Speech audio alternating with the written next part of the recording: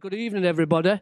Welcome to Lower Kersal Young People's Group's fourth and final launch of the Kersal Boom magazine, which was funded by Heritage Lottery. What I'd like to do now is, I know some of you have seen the film, but some people here know nothing about the flats.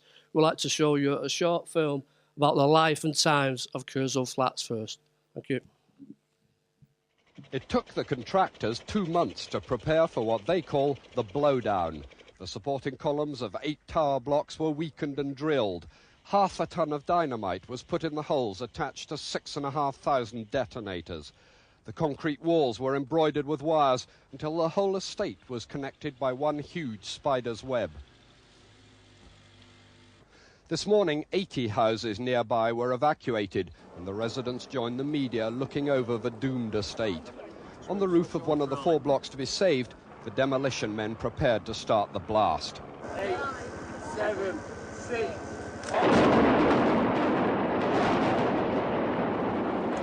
It all went according to plan. 492 flats in 8 blocks were turned into dust and rubble in 8 seconds.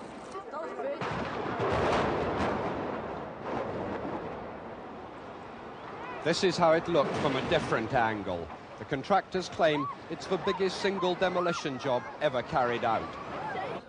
Within a minute, a huge area around the site was covered by a dense black cloud. Salford has one of the highest proportions of tower blocks in Europe. 1/6 of them disappeared today. Eventually, 483 private houses and flats will be built here. David Rose, ITN, Salford. A Night at the Castle, Salford's entertainment night spot, with Brenda McGowan singing Blanket on the Ground. Come on, everybody start clapping. Come and look out through the window. That big old moon is shining down. Tell me now, does it remind you of a blanket on the ground?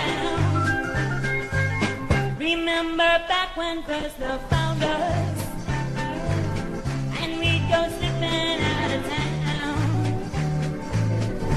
and we'd look beneath the moonlight on a blanket on the ground.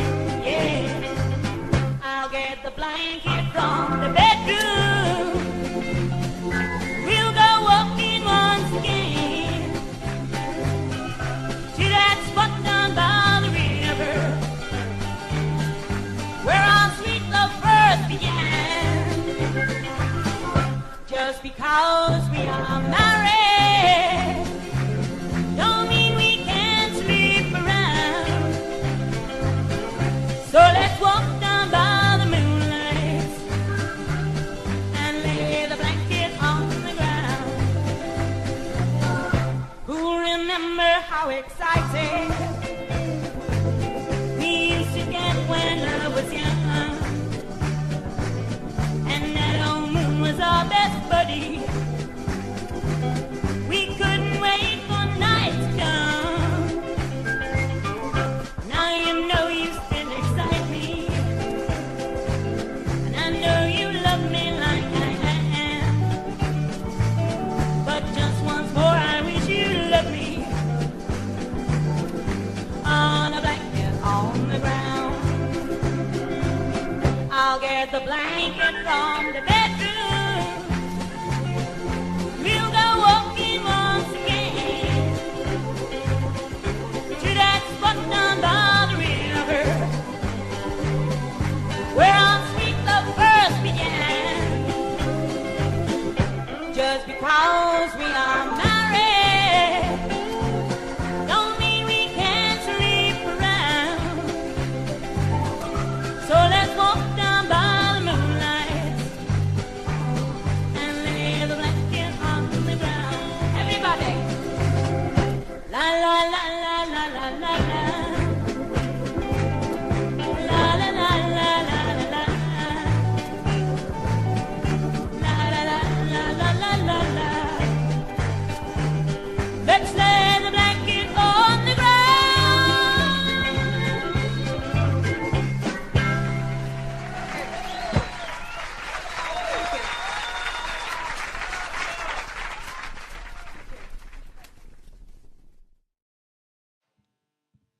Well, again, I think you can see how much was going on in the flats. There's a lot of community stuff going on there in the flats. I hope you enjoyed the film. And now I want to introduce you to Aaron, who works on the magazine as one of the editors. And he'll tell you more about the project along with some of our young people. Hello. Hello everyone, my name's Aaron, as Tommy just said. I'm just going to talk to you a little bit more about what exactly is Kersal Boom, what went into making it, and how exactly we decided on the idea. So first of all, how did the project start? Well, the project started a few months back when we approached the Heritage Lottery Fund with the idea of creating a documentary or some sort of project situated around the Kersal area and the history involved with it. Luckily, they said, yes, we like the idea, so we'll give you the funding for it. And we started to brainstorm exactly how we were going to create it, what format we were going to create it in, and so on. So what's the purpose of the magazine? Well, the purpose of the magazine is to mainly educate the younger generations who live in the area today about the history of the area, more specifically in this case, the Kersal Flats, what importance that area held in the past, and yeah, basically to sort of bring them up to speed with a lot of the history of the area, which they wouldn't be able to know about otherwise. How were we going to create the magazine? Well, at first we went through a lot of different ideas on, exactly how were we going to show it, how were we going to basically educate people about it. Eventually we settled on the idea of doing it in a magazine form for various reasons, which we'll get into later in the presentation. But this magazine would include things such as interviews, recipes of food from the time, fashion, and so on. So moving on, I'm now going to pass you over to Shannon, who's going to talk about the food and whatnot she made during the project, as well as the recipes involved with that.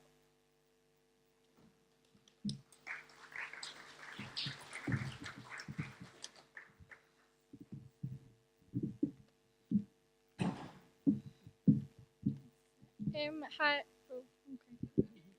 That's awkward. Hi, I'm Shannon. I was part of the cooking group who were involved in the Heritage Project. As a group, we brainstormed our ideas on what we thought the popular foods of the time were for each decade. And then we went on various different sites on the internet just to check to make sure that we were right and also to get different ideas from that. We wanted more than to just go onto the internet, so we actually interviewed someone who had lived in the flats to see what they ate when they lived there. The additional step we took as a group was we actually cooked the food so that we could get more of an idea of what it smelt like, what it tasted like, what it looked like. So we enjoyed doing that, but our favourite part of that was eating it. And then from the experience as a whole, I've learned personally that it's not always the easiest thing to work in a team because you've got to coordinate with each other, make sure you're all available, but it is extremely fun to do. And I've also learned what foods were popular and how they were stored and how it was different through each decade. So yeah, thank you.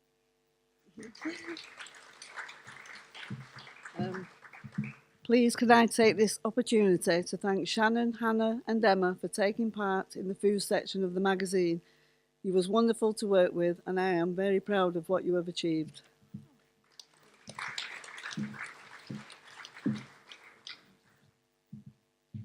Can we have Joel up, please?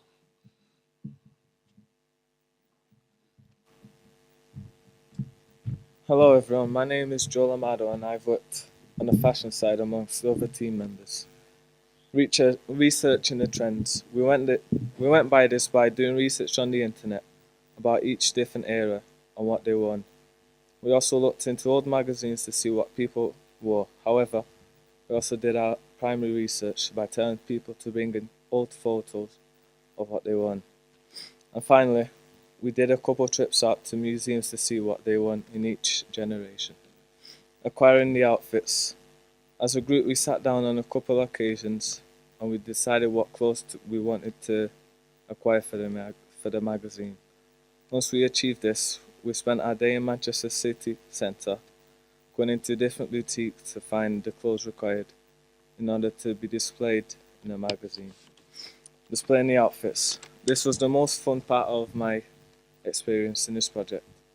We got the clothes that we needed. We went back to St. Andrew's Church and spent most of the day taking pictures with a green background behind us. The The editors then had the hard task of picking which pictures to be in the magazine.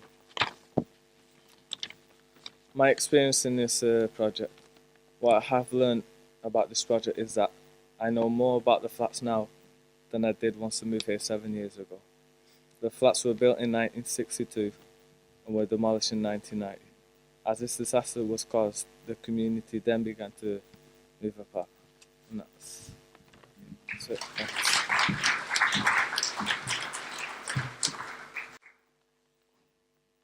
Just like to bring Stuart up now, our main editor.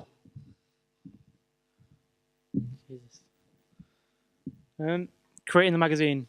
I've done numerous magazines now in East Salford for the past 4 or 5 years now, including the East Salford one, the Essence magazine, and the old New Deal newsletter, which was rubbish. That's why we changed it to Essence. And my big goal of the magazine was to make it look, it's set through different decades. So you've got your 60s, 50s, 60s, 70s, 80s, 90s. I want to make each decade look as visually stunning as the last. So that means everything's got to look like it's from the 1950s. So each, for example, there's adverts on each page.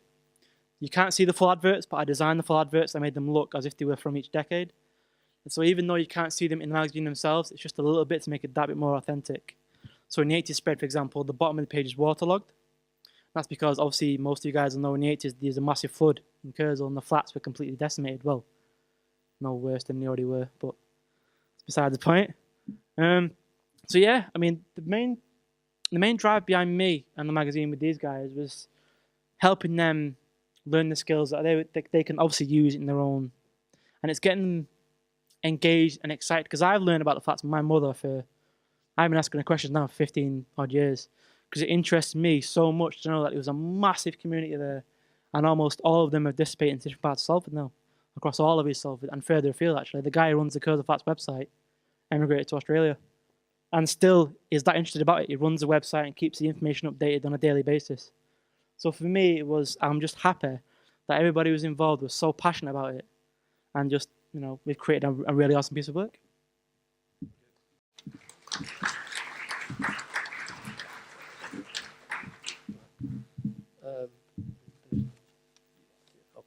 What I'd like to do now, we've got a couple of people that lived in the flats, and I'd like to bring them to the stage for the moment. George Wilson, Janet Cunningham, and Heather Potts. Could you just come on the stage, please?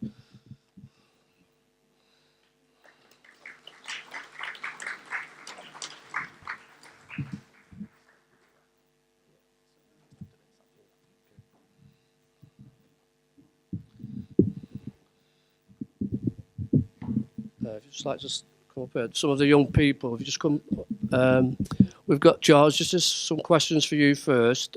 Leslie, you've got a question for George.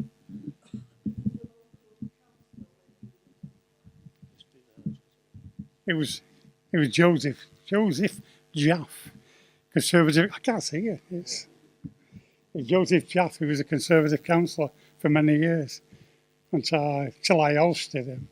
But the only one I remember is Joseph Jaff, Peter Connor, and Mark Hendricks. I can see you now. Yeah. Pardon? No, you hardly seen any of them, But you have to remember that the flats, and Joe will tell you more than I do, there was 2,000 people on there, over 2,000 people. And, it was a big community. The most thriving place was a pub there. I mean, the castle. That was have you got a question, please? Pardon? Why did you leave the flats, and what year did you leave? Well, I mean, the people were coming and going there. They wasn't stationary. People were born there, lived there, and people would have died there. But there was a transit. People come and go. They got better offers. They got houses in Lower Kersal, which was an accolade to them then. I mean, now it's not so bad, but to get a house in Kersal, and most would tell you to live in Kersal, it was an accolade to get a house there. So people just moved on. So what year did you leave, George? I can't remember. I know I worked on the dock, so perhaps Carol can tell me. What year did you leave, Carol? Right. Hannah, have you got a question for George? it was fantastic. It was a community. You have to remember the people who lived there. There was so much going on. That there was a community among a community. And what really annoyed me, as then as a mayor and as a local councillor then, is when the flats were pulled down, we was promised 100 and odd houses were built in a place for the people who were displacement. And, you know, it never happened. Right, that's yours. Thank you. Janet? Who's got the questions for Janet? Shannon?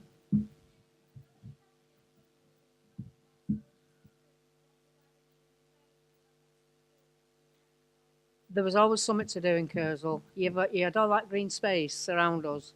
And what a lot of the parents did, we sat on the grass at the bottom of the flats. We'd have picnics and all the kids would join in. It was really, really good.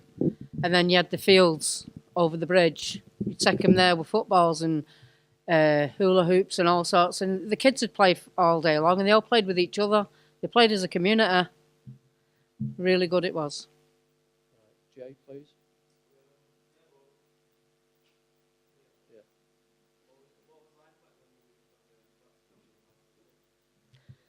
Well, I moved from the flats up to Higher Broughton and the community spirit wasn't there. It was in Kersal, everybody looked out after everybody else. You didn't have a cup of sugar, you'd go and borrow one off a neighbour. They'd come and borrow off you.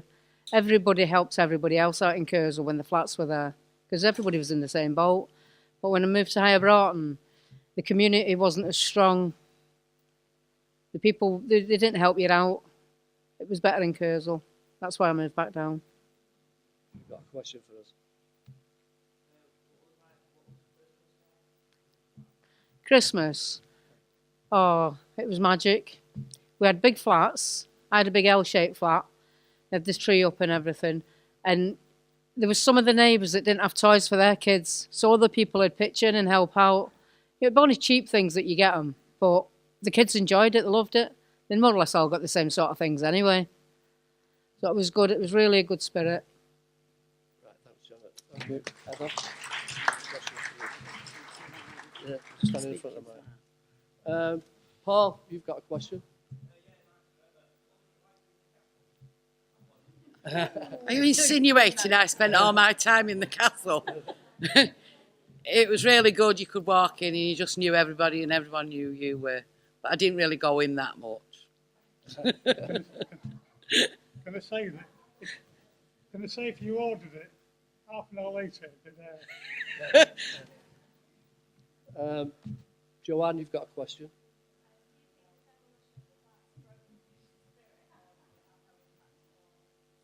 It definitely did. I left there in 1989 and I went and bought a house at the bottom of Littleton Road.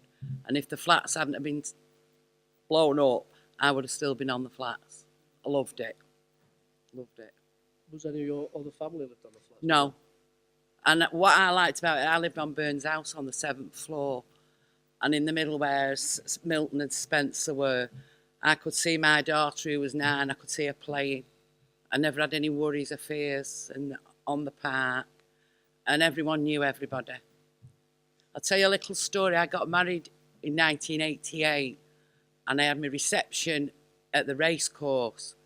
And the night before I got married, I went in the racecourse to do my place settings, right? No tables were made up, so I couldn't do anything. I was really worried. The caretaker went, I told her this was 1 o'clock in the morning. She said, give me a plan. She went up, planned it all out and put all the place settings out for me. That's what kind of people you were living with.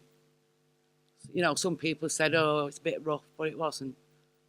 It wasn't. It was a real good place. Has anybody else got any questions in the audience about asking over here? Any questions, anybody? No. Right, thank you very much. Thank you.